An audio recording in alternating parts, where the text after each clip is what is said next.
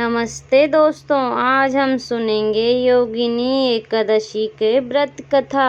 आषाढ़ मास के कृष्ण पक्ष की एकादशी को रखा जाता है, जो समस्त पापों का नाश करने और कुष्ठ रोग और मुक्ति दिलाने वाला माना गया है। पुराणों के अनुसार स्वयं भगवान श्री कृष्ण ने धर्मराज युधिष्ठिर को इस पावन व्रत की महिमा और कथा सुनाई थी। प्राचीन काल में अलकापुरी नगरी में एक राजा धीराज कुबेर रहते थे। वे भगवान शिव के परम भक्त थे और रोज उनकी नियमित पूजा करते थे। कुबेर की पूजा के लिए मानसरोवर झील से सुंदर और ताजे फूल लाने का कार्य हेममाली नाम का एक यक्ष सेवक करता था।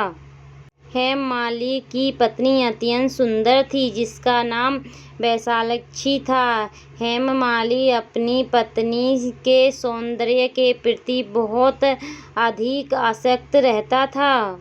एक दिन हेममाली सुबह मानसरोवर से फूल तो तोड़ लाया, लेकिन वह कुबेर के महल में जाने के बजाय सीधे घर अपने चला गया। वह अपनी पत्नी के प्रेम और मोह में इस कदर खो गया कि उसे समय का ध्यान ही नहीं रहा। इधर राजा कुबेर दोपहर तक शिव पूजा के लिए फूलों की प्रतीक्षा करते रहे। पूजा का समय बीत जाने पर राजा कुबेर को अत्यंत क्रोध आया और उन्होंने अपने सैनिकों को हेममाली अपनी पत्नी के साथ व्यस्त है यह सुनकर कुबेर क्रोध से लाल हो गए और उन्होंने हेममाली को दरबार में बुलाया। कुबेर ने गुस्से से कहा, तुमने काम मोहित होकर मेरे आराध्य भगवान भोलेनाथ का अनादर किया है, इसलिए मैं तुम्हें श्राप देता हूँ कि तुम इस स्वर्गलोक से गिरकर पृथ्वी पर जा आओगे और कोढ़ी बन जाओगे।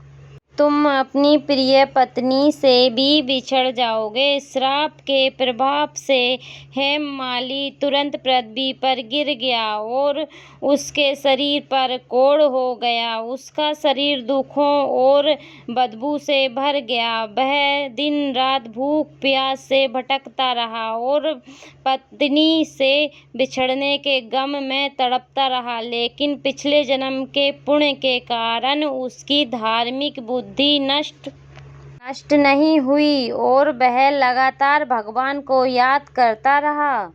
भटकते भटकते एक दिन हेममाली हिमालय पर पहुंचा, जहां उसे महान संत ऋषि का आश्रम मिला। हेममाली ने ऋषि के चरणों में गिरकर अपनी पूरी दास्तान सुनाई और मदद की गुहार लगाई। हेममाली की सच्चाई से प्रसन्न होकर ऋषि ने कहा, तुमने मुझसे सच बोला है, इसलिए मैं तुम्हें एक उपाय बताता हूँ। तुम आषाढ़ मास के कृष्ण पक्ष की योगिनी एकादशी का विधि पूर्वक व्रत करो।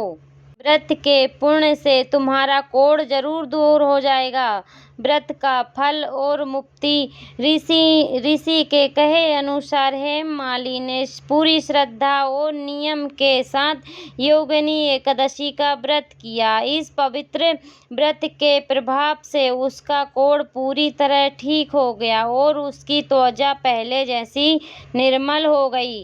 वह अपने पुराने देव स्वरूप में लौट आया और अलकापुरी जाकर अपनी पत्नी के साथ सुखपूर्वक रहने लगा।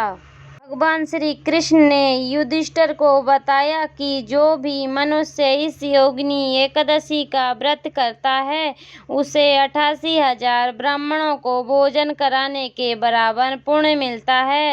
यह व्रत इंसान को हर प्रकार के पापों और कष्टदायी बीमारियों से मुक्ति दिलाता है। कृष्ण भगवान की जय, ग्यारस मैया की जय, एकादशी की जय, योगिनी एकादशी मैया की जय।